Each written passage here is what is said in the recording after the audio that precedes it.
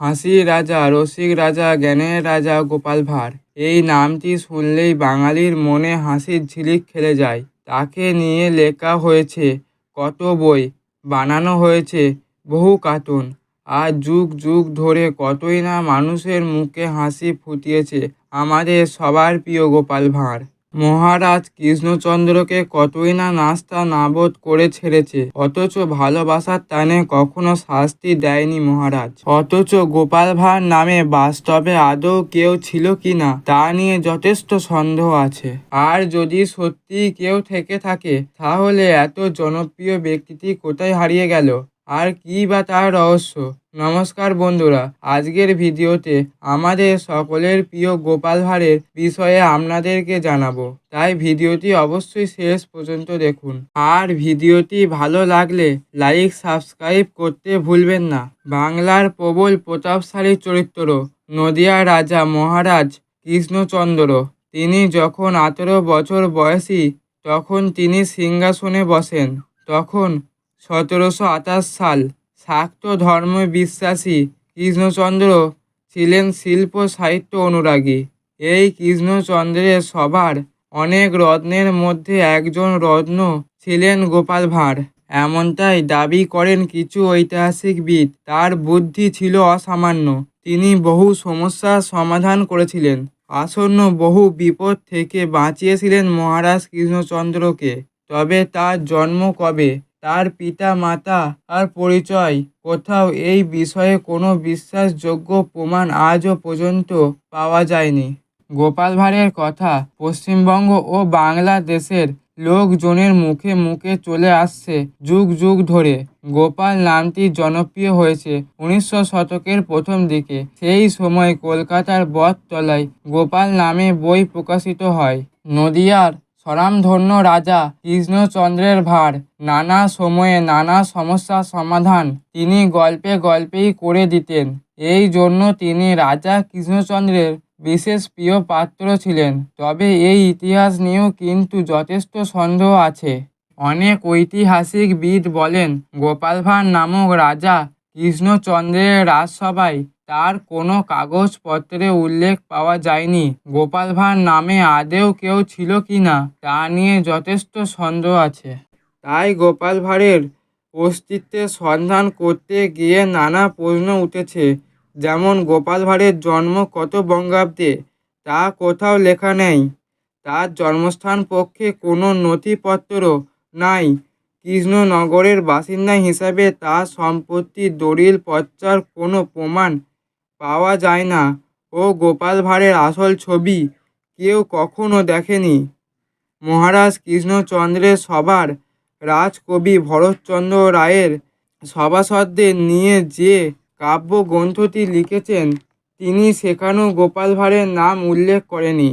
এমনকি মহারাজ কৃষ্ণচন্দ্রের রাজসভার রাজবাড়ির লাইব্রেরিতে গোপাল ভাঁড়ের সম্বন্ধে কোনো দলিল দস্তাবেজও নেই। মহারাজ কৃষ্ণচন্দ্রের সময়কালে বই বা পুস্তকে গোপাল ভাঁড়ের কোনো নাম পাওয়া যায়নি। এমনকি তার নিজের লেখা কোনো বইও নাই। মহারাজ কৃষ্ণচন্দ্রের রাজবাড়ির সামনে একটি মূর্তি দেখা যায়, বলা হয় সেইটি নাকি গোপাল ভাঁড়ের। তবে সেইটি কে নির্মাণ করেছে তার পর্যাপ্ত প্রমাণ আজও পাওয়া যায়নি। শোনা যায় গোপাল ভাঁড় আসলে ছিলেন গোপালচন্দ্র নায়। মহারাজ কৃষ্ণচন্দ্র তাকে রাজভাণ্ডারী হিসাবে নিয়োগ দিয়ে গোপালচন্দ্র ভাণ্ডারী উপাধি দিয়েছিলেন। ওই ভাণ্ডারী শব্দটি পরবর্তী সময়ে ভাঁড় হয়ে গেছে। বলা হয় গোপাল ভাঁড়ের পদবি ছিল নাই। নাই শব্দের অর্থ নাপিত হতেও পারে। গোপাল ভাঁড় ছিল নাপিত বংশগত। ঐতিহাসিক ও ভাষাবিদ সুকুমার সেন এই বিষয়ে বলেছেন, গোপাল ভাঁড় সম্পর্কে আধুনিক বাঙালির কৌতূহল থাকার ফলে বাস্তব হোক অথবা কাল্পনিক ব্যক্তি, সাধারণত যে জনশ্রুতির জাতীয় ঐতিহ্য গজিয়ে উঠেছে তার বীজ হচ্ছে ভাঁড় নামক অংশটি। যতদূর জানা যায় গোপাল ভাঁড়ের অসামান্য বুদ্ধি মহারাজ কৃষ্ণচন্দ্রকে অনেকবার নানা বিপদ থেকে উদ্ধার করেছে। এর ফলে তার অসামান্য বুদ্ধিমত্তার পরিচয় পাওয়া যায়। শোনা যায় ভাগবত ও পুরাণে তার যথেষ্ট দখল ছিল। রামায়ণ মহাভারত আদ্যোপান্ত ছিল তার মুখস্থ। এমনকি রাজনীতি ও সমাজনীতিতেও তিনি ছিলেন বিশেষ পারদর্শী। মহারাজের কৃপায় কৃষ্ণনগরের ধনী ব্যক্তি হিসেবে তাকে বিবেচিত করা হতো। তিনি ছিলেন ধর্মপরায়ণ এবং চরিত্রবান, ফলে মহারাজ ও মহারানী তাকে সন্তানের মতো স্নেহ করতেন বলে দাবি করেন কিছু জায়গায়। দাবি করা হয় গোপালের 2 ছেলে ও 1 মেয়ে ছিল। মেয়ের নাম রাধারানী, 2 পুত্র রমেশ ও উমেশ। কিন্তু তার একটা ছেলে খুব অল্প বয়সেই মৃত্যু হয়। মজার বিষয় হলো গোপাল ভাঁড়ের বিয়ে এবং মৃত্যু নিয়ে ইতিহাসের কোনো প্রমাণ নেই। তবে একটি লোককথা এমনও প্রচলিত আছে, মহারাজ তৎকালীন নবাবের বিরুদ্ধে হওয়া ষড়যন্ত্রের অংশ ছিলেন এবং ইংরেজদের পক্ষে ছিলেন। এ কথা যখন গোপালের কানে যায় তিনি তখন মহারাজকে সাবধান করেছিলেন, কিন্তু মহারাজ তার সিদ্ধান্তে অনড় ছিলেন। শেষে শর্ত দিয়েছিলেন, তুমি যদি নবাবকে ভেঙচি কেটে আসতে পারো তাহলে আমি আমার সিদ্ধান্ত বদলাবো। এ কথা শুনে গোপাল ভাঁড় পৌঁছে যায় নবাবের দরবারে, তবে তাকে ঢুকতে দেওয়া হচ্ছিল না।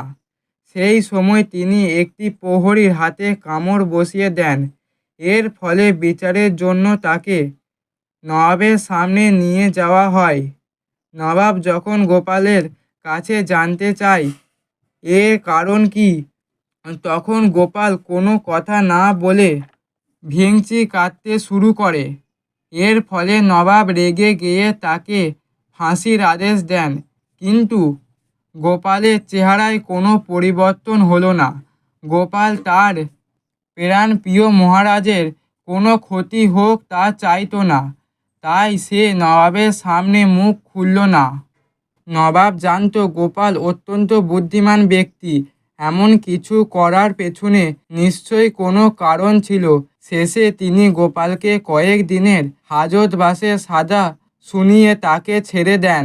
গোপাল কৃষ্ণনগরে ফিরে আসে দিয়ে তিনি মহারাজকে অনুরোধ করে তার সিদ্ধান্ত বদলাতে, কিন্তু মহারাজ কৃষ্ণচন্দ্র তার সিদ্ধান্তে অনড় ছিলেন বলা হয়।